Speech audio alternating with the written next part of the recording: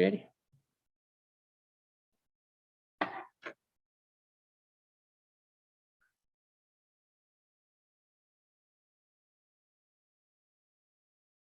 All right. Well, it's 6:30. It's our new official meeting time.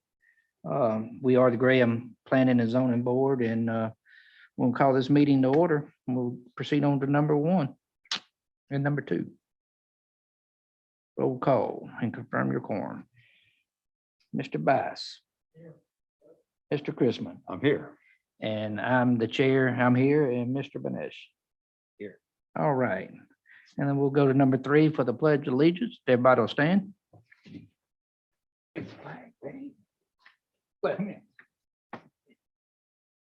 allegiance to the flag of the United States of America, to the republic for which it stands, one nation, under God, indivisible, with liberty and justice for all.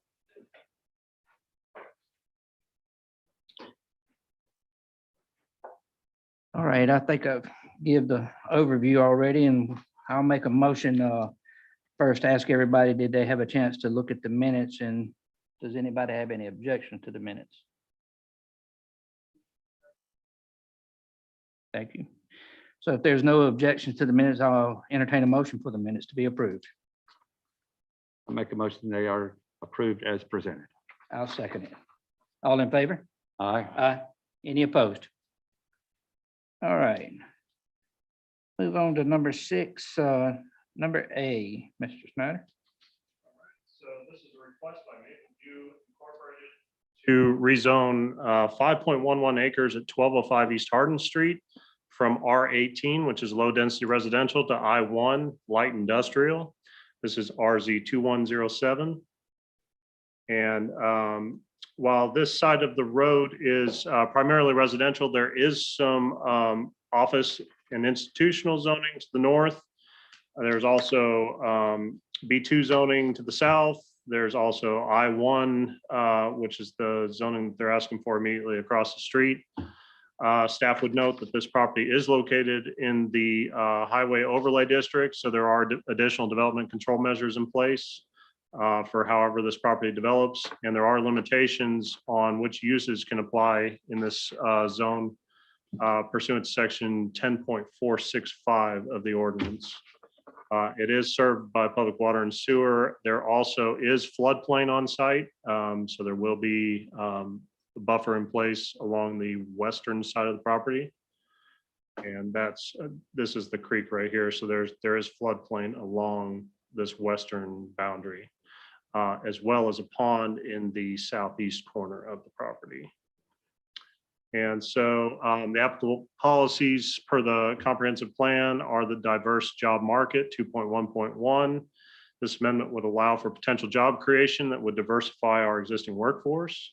2.1.4 competitive advantage. This amendment would strengthen the local economy by increasing the tax base with minimal impact to existing public infrastructure, and it will aid in diversifying a skilled labor force. 2.2.2 living wages. The amendment will likely attract business with a skilled workforce that may not necessarily be college educated or which may trend towards community colleges and functional programs. 3.2.4 Greenway System. This parcel is located along a map stream, and by clustering the development and impervious areas to the front of the property, the rear stream buffer areas can be retained as natural open space with potential for trails or access easements for the public. 4.3.1 land use patterns. The use of this parcel for light industrial will allow for more efficient use of the existing water and sewer lines without an additional maintenance burden. And based on those standards, staff is recommending approval of the rezoning, and I leave it to you. Thank you, Mr. Snyder. Alphonse, is this your project? Thank you. Good evening, Chad Huffine, the Leeds Group, PA 505 East Davis Street, Burlington, North Carolina. Our firm's been hired as a civil engineer for this project, and we are requesting the I1 zoning. At this time, we don't have any current plans.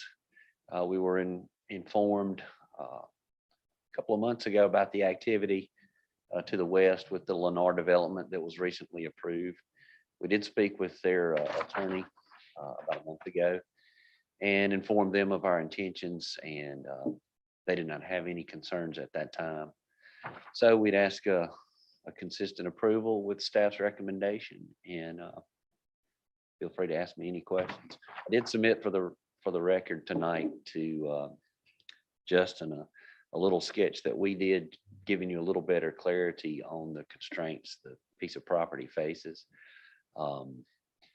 Justin identified the floodplain on the western side. He identified the old pond of some kind on the southeastern side, and then with the I-1 and those particular uses adjacent to residential comes some fairly modest to hefty size buffers. So as we move forward with any plan, the residents that surround this area will feel confident they have at least a 20-foot buffer surrounding the perimeter of this property. How much actual buildable space is there? We're going to end up with about 3 acres that we can work with. Then we throw into that the impervious surface restrictions for low density, or if we choose a high density with a stormwater pond, then we're back at a 2-acre site.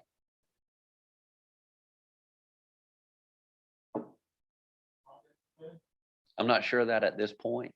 We'll do some investigation later on. If we get a favorable nod from city council, we'll begin looking at that specifically.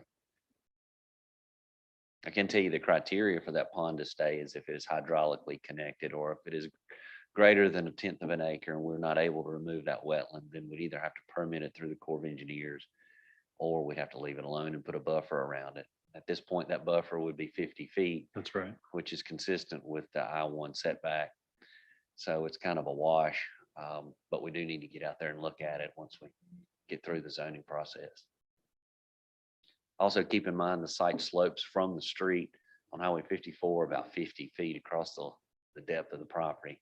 So there will be some significant grading that's required to level off a place to build something there.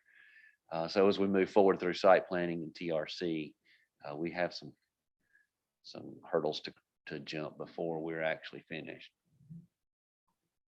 Have you made contact with DOT about access for the site? No, not at this time. We won't involve DOT until we know exactly where we're going to be locating the building.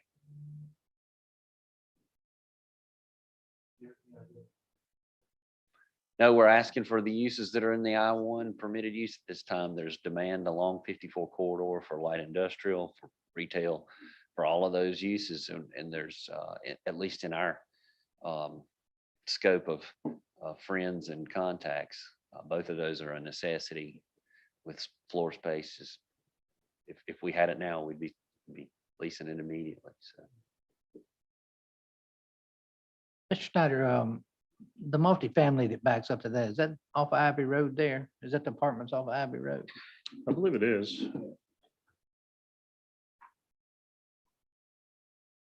That's basically across adjacently From from Conklin. Conklin, yeah, Yeah, that's what I was thinking myself. and the insurance office and the, And then you've got Raspberry Run across the street. That's Raspberry Run. All right, thank you. Any further questions for Mr. Huffines from any of the board members? All right, thank you. Thank you.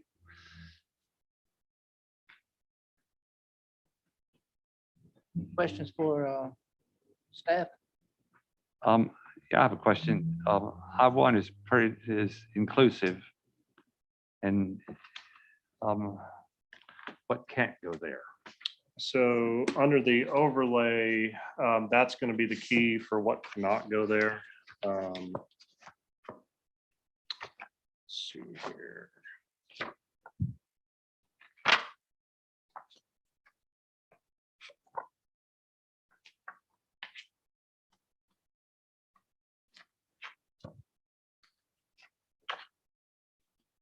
This book's out of order from the online version. That's what can't. Yeah.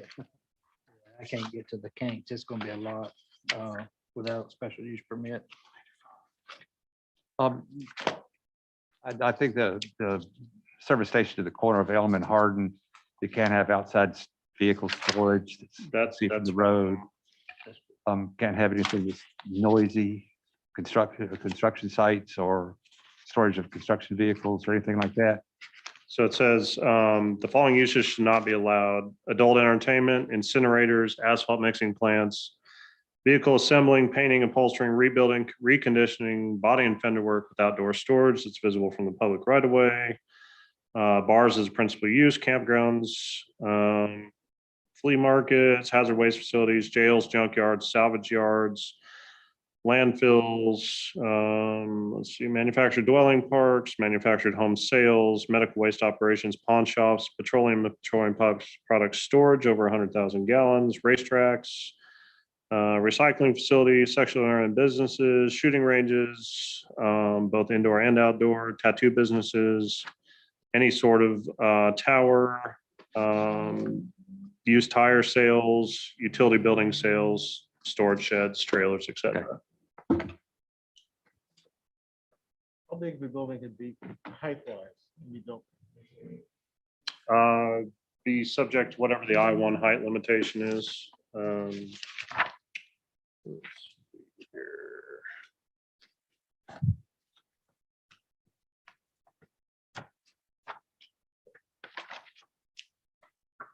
Makes a great case for eliminating paper.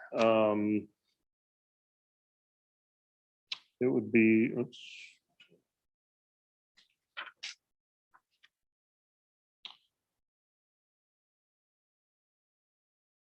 Yeah, I don't even see a maximum building height for I-1. It's got additional restrictions in one of the notes. I can look in there. Okay, like you could put a storage tower, like store raw materials or anything like that on it. I think any materials have to be stored in interior to a structure. Yeah. Can you do a hotel there? I'd have to check the permitted uses table.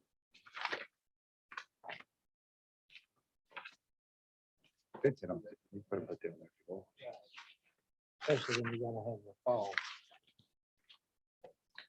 And a lot of that depends on if you guys in the city council approve that ordinance that's right after this. So I can answer theoretically based on what's there now, but it could Well, change. theoretically then.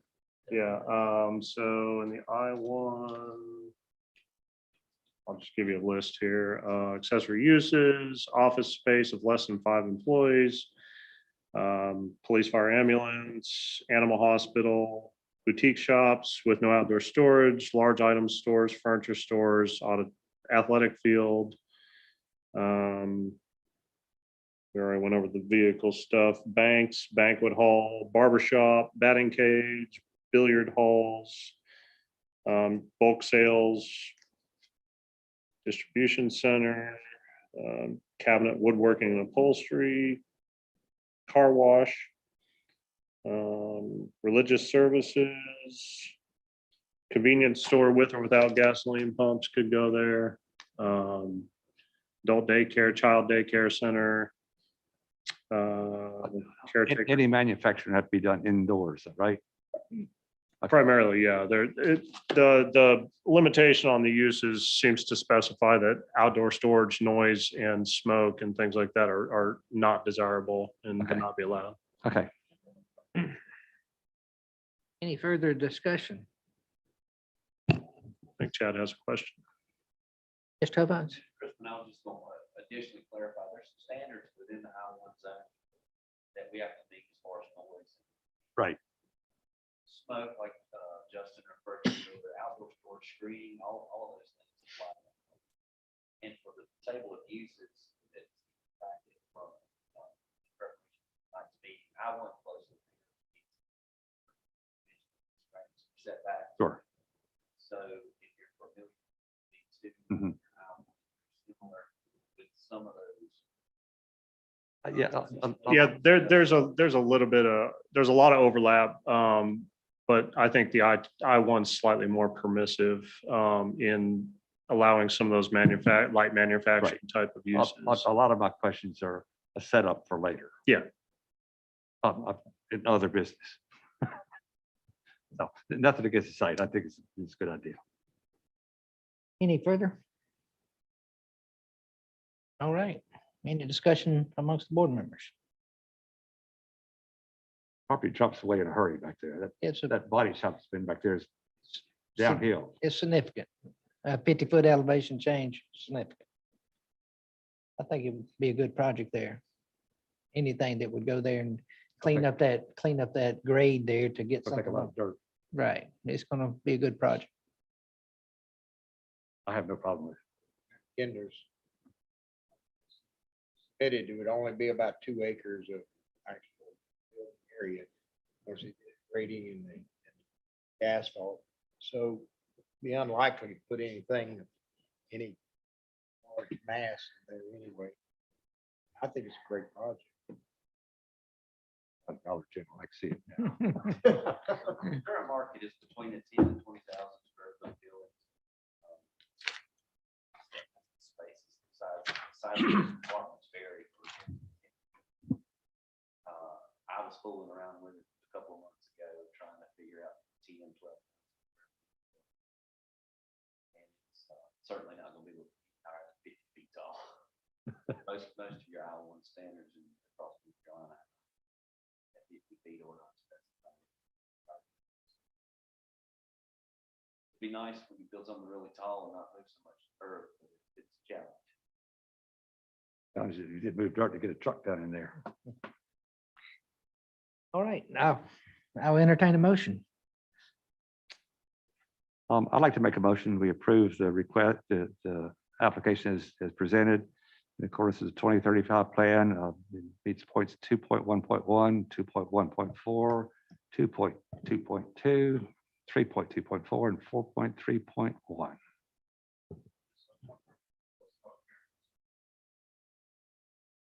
And what was the Okay. other one? And we'll close the public hearing. Sorry, yeah, close the public hearing, please. We'll close the public hearing. Mr. Chrisman, I accept your motion there and I'll second. okay, I was going to ask if there's any further discussion about Mr. Chrisman's motion. Okay, well, we got a motion and a second. All in favor? Any opposed? Thank you, Mr. Huffines. Very much. Okay, Mr. Schneider, we'll move on to number B.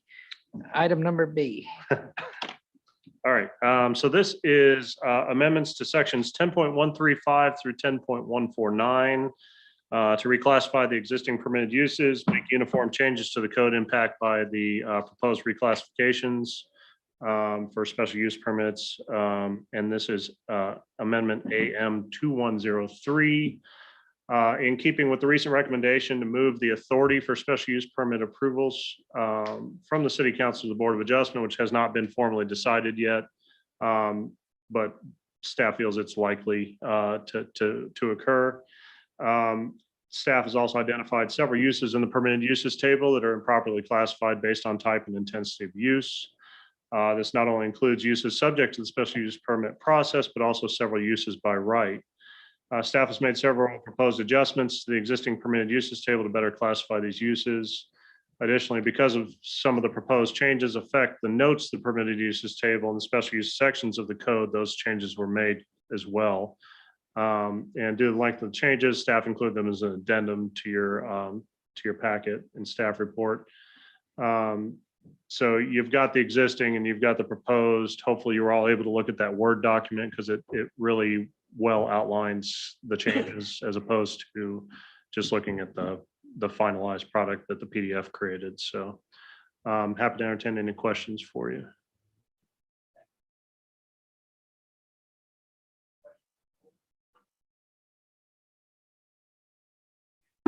Other than we appreciate the effort you went to clarify clarify and clean up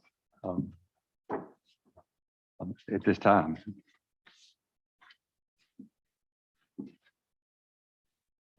There was a quick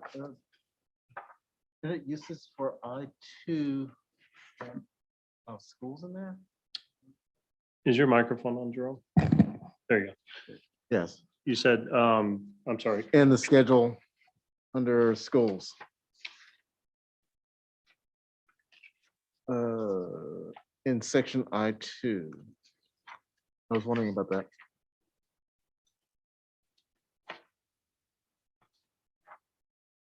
So are you wondering Those why commercial we don't locations. allow them or why we do, or? I was wondering, are we? I was, So I've tried to do we or eliminate, do we not? I've tried to eliminate every school from the I-2 because of the intensity of that use category, except for commercial or vocational schools. Because a lot of the uses would be mechanics, welders, you know, cabinetry, woodworking, things that would be tied to what the I-2 is, whereas obviously we wouldn't want an elementary school in the I-2, you know, with all the noise and everything that's going on next door there. So that's why it's broken out like that. Or directed toward trades. Yes. So yeah, it's the uses, school, commercial, vocational. That's the only one that I've got in the I-2. And it's not because of the intensity of the use itself. It's because the use itself would be compatible with the more intense uses. Charter school. A charter school would fall under, let's see, it's permitted by right in a B2. The goal was to get it in a very permissive district, so that, you know, there were lots of opportunities where it could go. Anything else, we would put it in a special use category like any other school would go. So if it needed to go into a residential district, the special use permit process is available allow for it. them. What's a unified business development? That is where you have, it's almost like a shopping center, sort of like not just like your retail shopping center, but like almost like a regional type of shopping center where you've got maybe like an outdoor mall sort of thing. Lots of different types of uses involved. That's what it's designed for. And then there's some that include like a heavier use category than others. So when we eventually do our code rewrite, all that's going to be cleaned up, hopefully. Coming. And I saw something, we eliminated mini storage rules. I didn't understand that. So so many warehouses, we'll get to where that is here. So it would become a special use permit in the B2, and it's conditional and conditional business. Otherwise, it's only allowed in the I1 and the I2. Those two are already subject to note 19 on the table. And then everything else is going to have conditions applied to it if they apply for it. So it's got the note 19 in the permitted uses table already. There's no need to have its own separate section of use notes. And you'll see, I think I moved some of that. Yeah, it's really hard to do ordinance updates on this particular ordinance because there's 4 or 5 different sections that it impacts. So got to kind of look back and see where it goes. Let's see.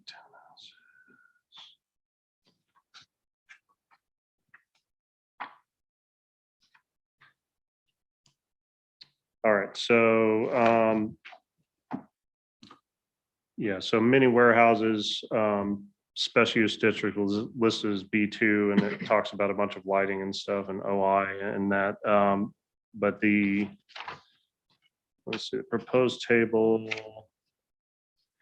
So yeah, you've got the special use permit process, so there's no need to put extra conditions on it because there's already conditions through the special use permit process. It seemed redundant to do that.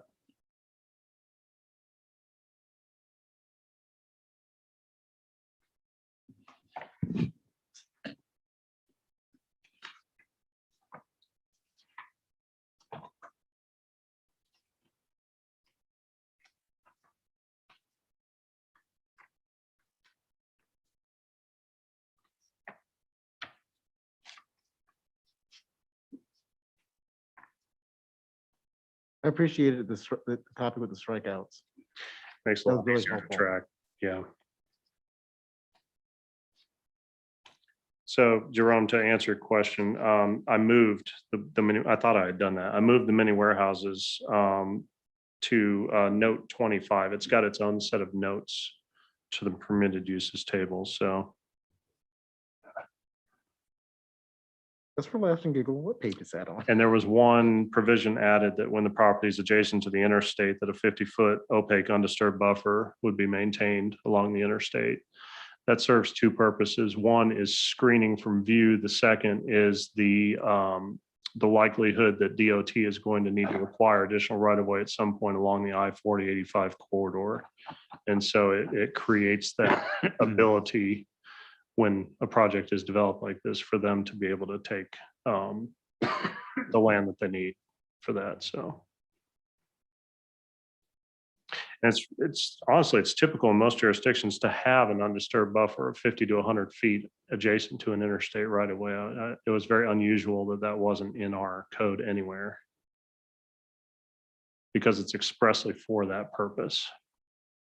And it's also a noise buffer for the use itself, so that because the interstate generates a lot of noise as well.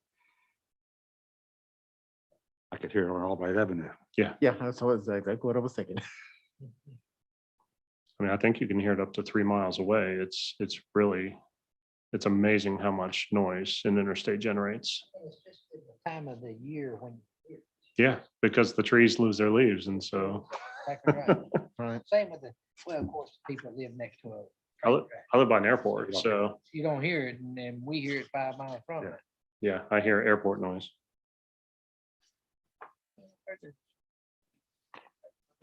Quite big.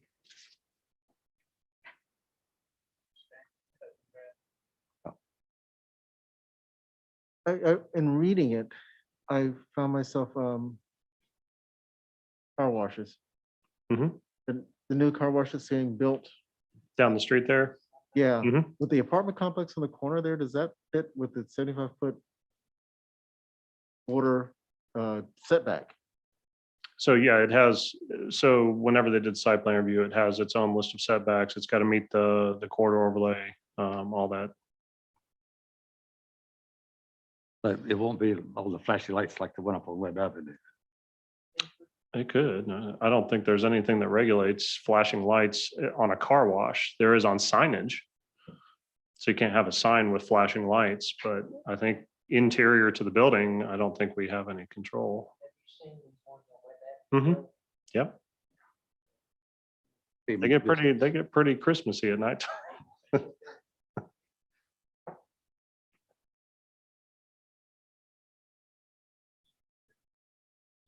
Not it for me to go back and speak of it, but it was comical at the time. Regulate flashing signs so that they would only come on every 20 seconds. So if you got 15 of them and they're set a second apart. That's exactly, yeah, it creates you just don't need them. Flashing signs do not belong. You have them when you go. It's okay to be lit, but flashing is a problem. It distracts drivers. I get distracted by the billboards all the time. Yeah. That too, yeah. And that flashes. Think of that. That's a little light now. Imagine a 50-foot wide light, you know.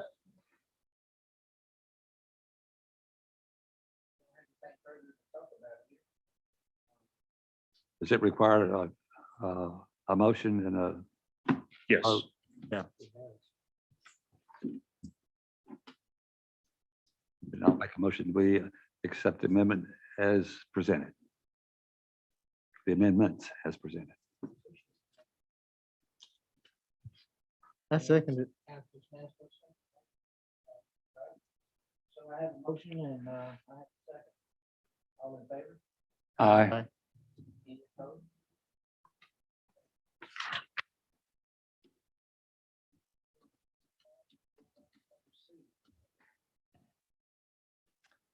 Letter C.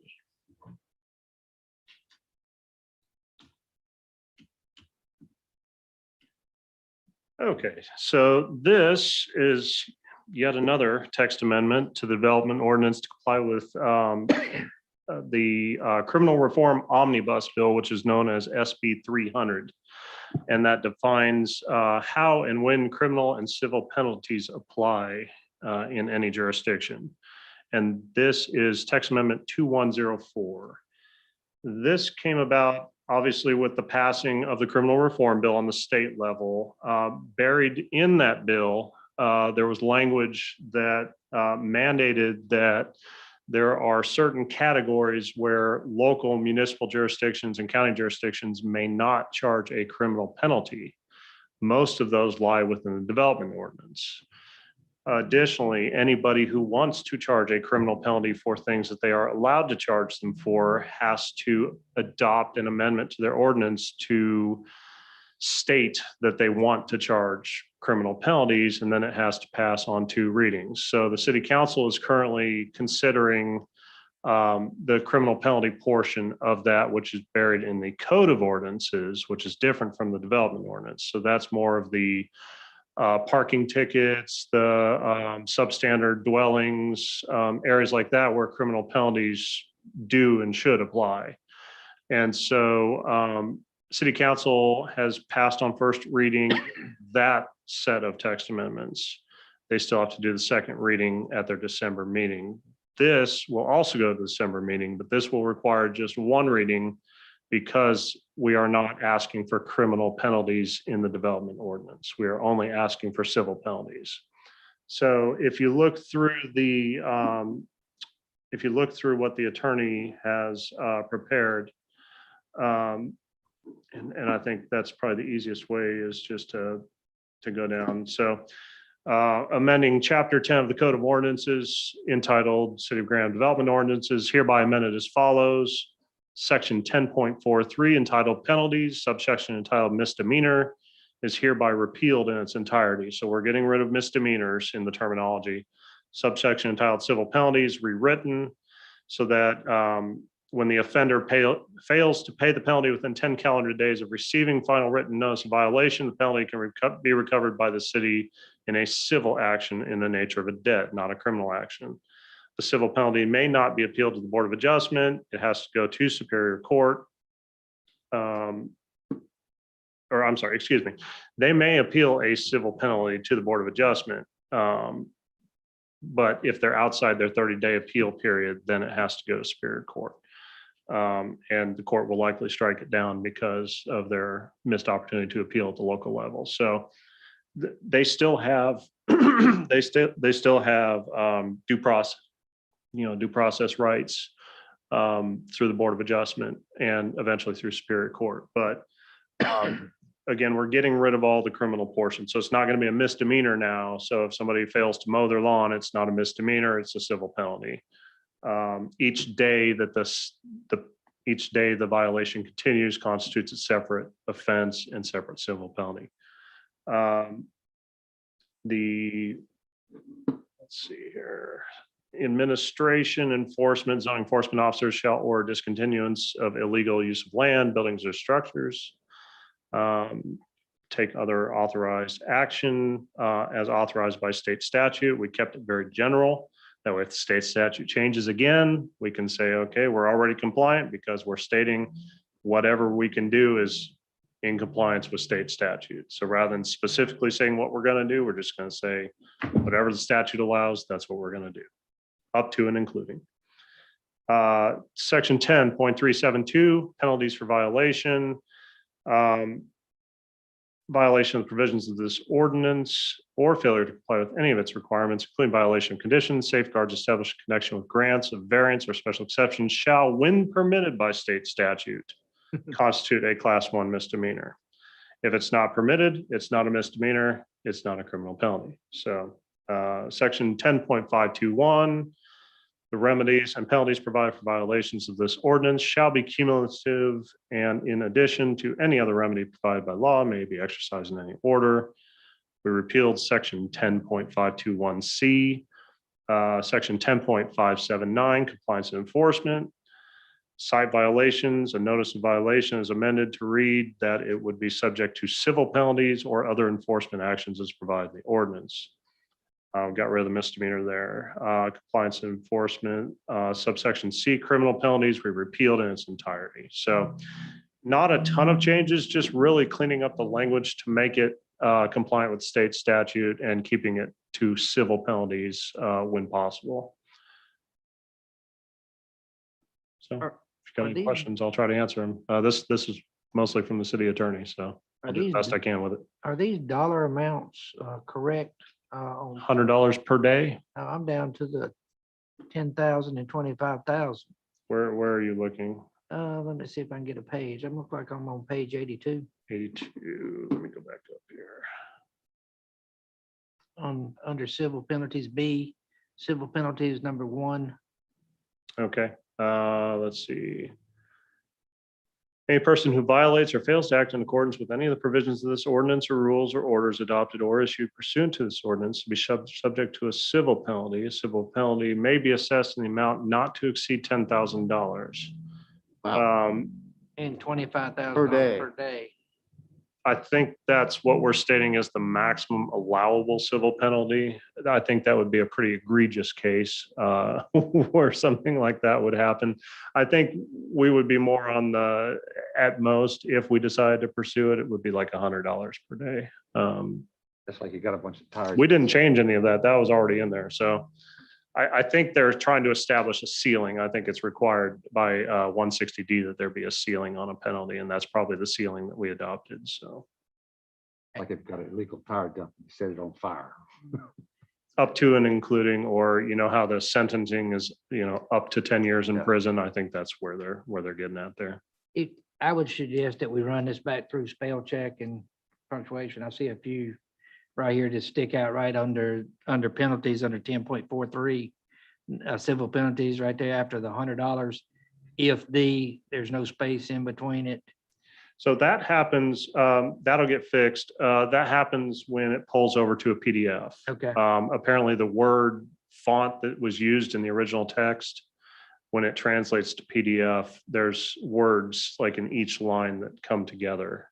So those will be fixed. Okay, there were several throughout I was reading. Yep, I'll get all those if and when this gets adopted. Questions. Pretty straightforward. Well, it's state law. Right. Do we have a choice? Because it's state law, yeah. You have a choice, but then we'll be in violation. So it's best for us not to be in violation, All right. Well, I'll entertain a motion. I can't find it.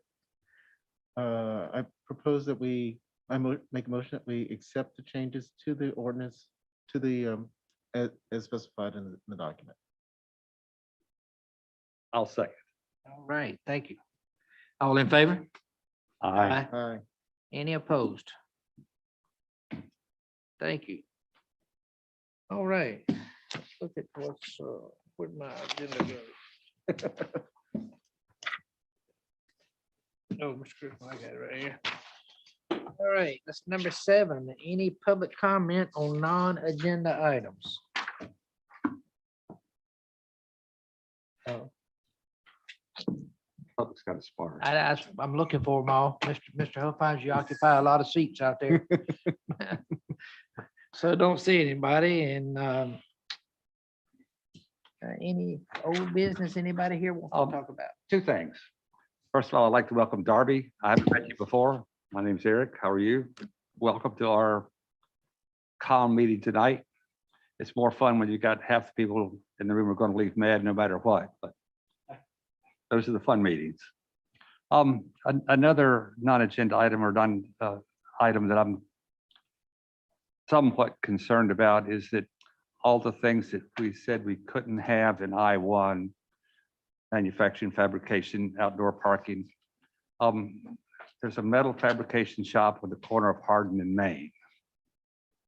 And has 2 construction trucks, a backhoe, a track backhoe, and a construction trailer parked on Main Street.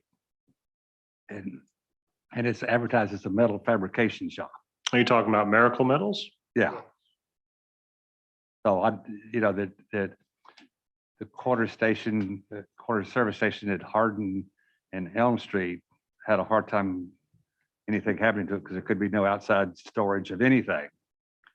And during the day it's full, but at night everything goes away or goes inside. And I just wondering why or how that building is, I can understand construction vehicles, but 2 backhoes that are just sitting there and there's no digging going on. Yeah, so Those are there because there is going to be site development. They're getting ready to put in signage. They have a freestanding sign they're going to put in. They're also going to restore the old gas pumps that used to be at that site as part of the historic preservation process. There will be an island, and then the old historic gas pumps. They won't be functional gas pumps, but they will be restored. So a lot of that's related to staging because they're about to start working. They had consideration for a facade improvement grant recently. So I think they were just waiting to hear on that. And I think they're ready to go because they've already applied for signage and everything. So I expect that's going to move pretty quickly. Okay, because they've been there a while. They have, yeah. So how long is, There was a 1 month delay because there was an error. Staff didn't see an application that came in through our junk mail. And so they had to wait another month over what they would have had to wait otherwise. okay, Because they had to get resolution through the HRC for approval. because I mean, I could understand, okay, you need a backhoe, but you need two backhoes. Yep. And you need to store the trailer the backhoes came in on site. And there are two construction trucks up there now, and there's obviously nobody working on it. Yeah, So it looks like it's used as a storage site instead of a construction site. Yep. Just, we'll look into it. okay, thank you. Well, Mr. Crispin, to enlighten you a little bit, I don't know if you were. Time I go by there quite often during the day whenever I'm in town. They were actually using the backhoes to reach in and pull some of that concrete and stuff out that was in the bays. Right. That's right. Yes. And then my understanding is, now I don't know, I'm just on this hearsay. And they're actually going to change that busted up parking lot. Mhm. Once they put in that island and part of that. Now, I can see your concern with the backhoe just sitting there and not Yeah. used, but Yeah, and I don't think there's intent for long-term storage is what I'm getting at. I think there's the intention that they're about to move forward. They just haven't done it yet. So, but we'll keep an eye on it. I will look yeah, into it. because just make sure. I went by there today too. There were people out there working. I'm Yeah. sure. And they're gone, but the vehicles are still there. Yeah, anytime it's an active construction site, they can stage construction equipment Sure. per the code of ordinances, but we just don't want it to stay there forever. We definitely Yeah. want to make sure that it I finds guess its that was permanent what I home. was So, trying to. yeah, Sure, and I understand that Yep. perfectly well, it's perfectly valid concern, but we'll. but the definitely- fact that they're parked overnight is a, the trucks, they're two big construction trucks and a trailer. That was a concern. Very valid one. Thank you. Just an off the informational question. How and what does the code enforcement officer do? Is that So she's under inspections, Uh-huh. so not under planning. She tends to put out the zoning signs. She'll pick them up. She'll go around and look for illegal yard signs and things that shouldn't be out. She does interaction with anytime there's a complaint against the code of ordinances or the development ordinance. If there's a code of ordinances complaint, then it goes to her department directly. Then she goes out and investigates, makes contact with the owners, works with them to try to abate the violation. Okay. If it's a development ordinance, I refer her the complaint, and then she will go out and do the investigation. Okay, And then she'll do all the follow-up, the mailings and all of that. So, Okay. and she also does a lot of admin functions. When Debbie or Lisa aren't available in the office, she works with the inspections and permitting and things like that. So okay. Thank she you. wears many hats. But if there's a complaint, we are complaint driven. So you have to submit a complaint to the office, and then they'll investigate it. Okay, thank you. Anything else? Fine. And I'll just note that you guys are gonna be really busy the next couple months. I'm gonna text amendment you to death. So just be ready. There's a lot of little patches that are needed until the bigger patch can come. We'll try to knock out a few at each meeting just to kind of keep things rolling, but I like the presentation with the strikeouts and then Yeah. and that's how I'll try to do it, unless it's just addition text. If it's just addition, it'll show up in red. Yeah. But when there's changes, it's impossible to see what's going on unless there's strikeouts. Sure. So I'll try to make sure those are, Okay. if they don't carry forward, I'll give you the Word document. The Word document was really handy. Yep. Thank you. Oh, Thank you, and, Darby. To mention, Mr. Chin has resigned his position since he's moving on to the city council. We have advised Darby that we do need the council to appoint a new member to the board. So we will look forward to whomever that might be. There are applications on file. We do have applications on file. So hopefully December, we might get an appointment at the latest January to see. I'm not sure if they'll be ready to do an appointment in December, but Push, The, push. your annual, the December meeting is actually on the 21st. that's right. Is there anything on the agenda other than your text messages? There's a lot on the agenda. Yeah. Yeah, that's kind of curious if anybody was gonna be out of town. Yep. Because of Christmas. Yep. It's going to be a pretty heavy one. And again, if we need to get a. If we have to move the meeting, we can move the meeting. Right, a special meeting, so we are open to move if we have to. Just don't move it later in December because I won't be here. But we'll get to see Cameron then. You will get to see Cameron. And it's like a deer in headlights because he won't have a clue what I've proposed. So, yeah, so we'll figure it out one way or another. But I've already, I've got the ball rolling. The next deadline's coming up next week. So we'll know kind of how the agenda is shaping out next week. Thank you. All right, well, I'll make a motion that we adjourn. I'll second that motion. All right, thank you. Let's do it. All in favor? All in All in favor, Mr. Christmas, I didn't think nobody would say no.